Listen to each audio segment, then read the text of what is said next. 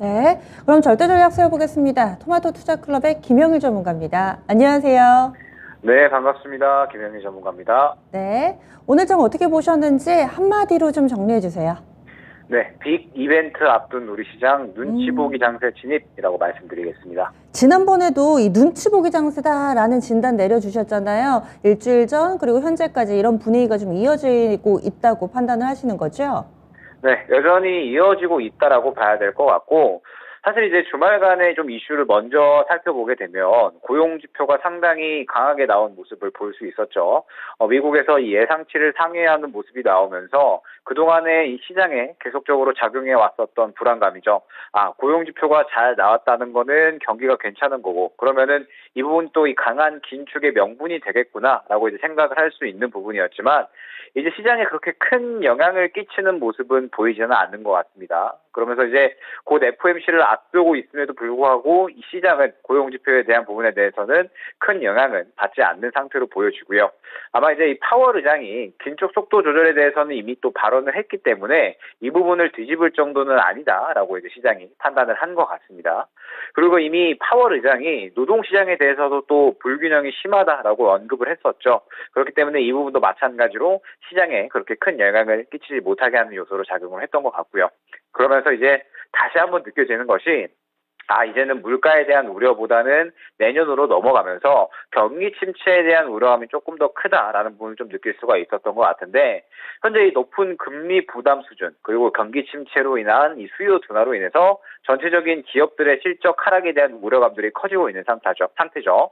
그에 따라서 내년 경기 침체 우려감도 계속적으로 심화되어 가고 있는 상태다라고 볼 수가 있을 것 같은데, 이런 부분들이 최근 시장에 그대로 작용이 되는 듯 보입니다. 물론 긍정적인 시각 또한 있기는 하지만 계속적으로 우려감이 더 크게 작용하는 상태로 봐야 될 것 같아요. 이런 상황에서 이제 다음 주에 굵직한 이슈죠. CPI, 그 다음에 FOMC까지도 발표를 앞두고 있다 보니까 전체적으로 이 눈치 보기 장세가 계속적으로 유지가 된다라고 봐야 될 것 같습니다. 차익 실현할 종목들은 차익 실현이 강하게 나오고, 그 다음에 이슈가 나왔다 하면 그 이슈가 나온 쪽에만 수급이 순식간에 쏠려버리는, 소외되는 종목들은 철저하게 소외되는 개별 종목 장세가 이어진다라고 이제 보여지는데, 결국에 이러한 부분들은 이 오늘 중국 방역 완화 기대감에 따라서 이 관련된 종목들이 상당히 좀 또 강세가 나왔잖아요. 마찬가지로 이 종목들, 이 중국 방역 완화 관련된 종목들의 강세 배경이 되었다라고 볼 수가 있을 것 같아요. 물론 이제 최근에 3년간 이어져 왔던 이 중국의 제로 코로나 정책이었고, 이로 인해서 전체적인 이 글로벌 산업 전반에 상당히 피해가 큰 상태죠. 때문에 이 내년에 경기 침체 해소를 위한 이 키포인트는 중국의 리오프닝일 것이다라는 말까지 나오는 상태인데, 다만 이 중국의 리오프닝이라는 것은 이 시진핑 주석이 3년임을 하기 위해서 가장 핵심적인 정책이었던 만큼 당장에 빠르게 정책을 변화시키기보다는 차근차근히 내년까지 인프라를 좀 갖춰 나가면서 진행될 확률이 크다고 볼 수가 있을 것 같습니다. 그렇다면 아마 당분간 시장에서 강한 재료로 작용이 될 확률이 크다라고 볼 수가 있는데, 현재 시장이 완전히 또 이 개별 종목 장세로 진입을 하다 보니까 이러한 부분들이 전체적으로 겹치면서 오늘 하루 종일 관련들의 상승이 나왔다라고 보고 있습니다. 그리고 이러한 시장 기조는 아무래도 이번 주까지는 계속해서 유지가 된다라고 봐야겠죠. 여러 가지 굵직한 이벤트를 앞두고 있는 만큼 눈치 보기 장세는 이번 주까지는 계속해서 유지가 될 것으로 보고 있습니다. 네. 물가에 대한 우려, 그리고 금리 인상에 대한 우려라면은 뭔가 좀 PC나 그리고 CPI, 여기에다가 파월 의장을 비롯한 관계자들의 발언에 영향을 받을 텐데, 경기 둔화 우려에 시장이 좀 눌리고 있다면은 어떤 부분을 좀 봐야 될까요? 역시나 가장 중요한 부분들은 기업들의 실적일 것 같아요. 최근에 우려감이 가장 커지는 부분들이 경기 침체가 심하게 되면서 이 기업들의 실적이 크게 또 우려감이 좀 커지는 상태고, 실적이 안 나오다 보니까 또 마찬가지로 재무 구조에 대한 불안감들이 커지고 있는 상태죠. 그리고 이 기업들의 재무 구조에 대한 이 부담감이 커진다라고 했을 땐 마찬가지로 이 금융 시스템까지도 리스크가 번질 수가 있는 부분이기 때문에 아무래도 이 기업들의 실적을 계속적으로 주목해서 봐야 된다라고 판단하고 있습니다. 실적, 재무 상태 이런 것들이요. 경기 둔화 이 상황에서도 좀 잘 버텨줄 수 있는, 혹은 이런 상황 속에서도 영업을 잘하고 있는 그런 업체들을 봐야 된다. 이렇게 좀 얘기를 해주시는 건데, 그러면 이번 한 주 동안의 체크 포인트들 어떤 게 있을까요?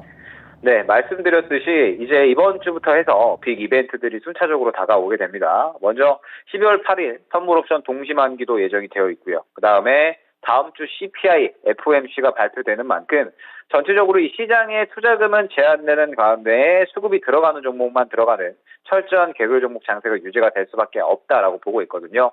그리고 역시나 이러한 개별 종목 장세에서는 시장에서 주목할 만한 이슈, 그리고 수급이 강하게 들어가는 종목이 더 간다라고 봐야 될 것 같습니다.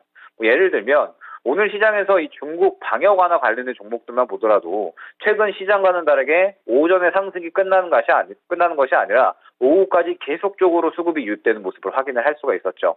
즉 소외되는 종목들은 계속해서 소외가 될 수가 있지만 수급이 들어가는 종목들은 또 마찬가지로 시장에 또 자금이 제한되다 보니까 계속해서 강하게 수급이 유입될 수 있다라는 뜻이 될 겁니다. 때문에 이번 주 가장 주요하게 보아야 될 점은 역시나 시장이 주목하는 이슈, 그리고 강한 수급이 들어가는 종목군들이다라고 봐야 될 것 같고, 혹시나 이제 이러한 부분들에 대해서 트레이딩에 자신이 없거나 혹은 이제 어려움을 느끼시는 분들은 굳이 이번 주에는 적극적으로 매매 대응을 하지 않으셔도 좋을 것 같습니다. 어찌됐든 이번 주는 시장의 대금 자체가 상당히 줄어들 확률이 높고요. 그만큼 차익 실현이 빠르게 나오는 종목들도 많아질 것이기 때문에 아마 상당히 난이도 있는 장세가 연출이 될 거거든요. 트레이딩에 강점이 없다라고 하시는 분들은 굳이 매매를 진행하기보다는 시장의 방향성이 CPI 그리고 이제 FOMC 이후에 결정될 확률이 매우 높으니까 그 이후 구간에 매매를 진행하셔도 무방하다라고 생각이 됩니다. 수익을 챙기는 것도 중요하지만 그보다 중요한 것이 잃지 않는 것이겠죠. 이번 주는 조금 더 방어적인 전략으로 한번 진행을 해보자 말씀드리도록 하겠습니다. 쉽지 않은 한 주를 예상하고 계시네요. 게다가 이번 한 주로 끝날 게 아니라 이 FOMC나 이런 부분들은 다음 주 중반까지 있으니까 그때까지는 좀 관망을 해도 좋지 않을까라는 쪽으로 보고 계신데, 그럼 전략을 어떻게 세울까요? 네, 말씀드렸듯이 이번 주는 완전하게 눈치 보기 장세로 진행이 될 거고요. 때문에 쉽지 않은 시장이 연출이 될 겁니다.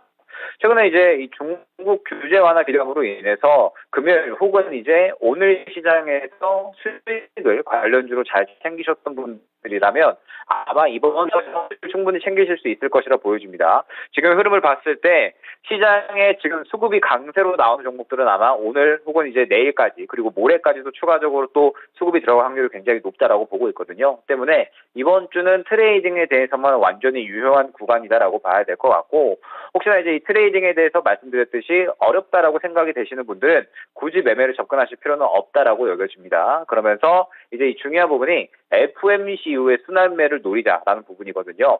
말씀드렸듯이 이 FOMC 이후에 어찌됐든 시장의 방향성은 결정되게 될 겁니다. 상방이든 하방이든 방향성은 나오되, 다만 지금 현재 상태에서 FOMC 이후에 산타 랠리를 충분히 기대해봐도 좋을 만한 그런 상태다라고 볼 수가 있겠죠.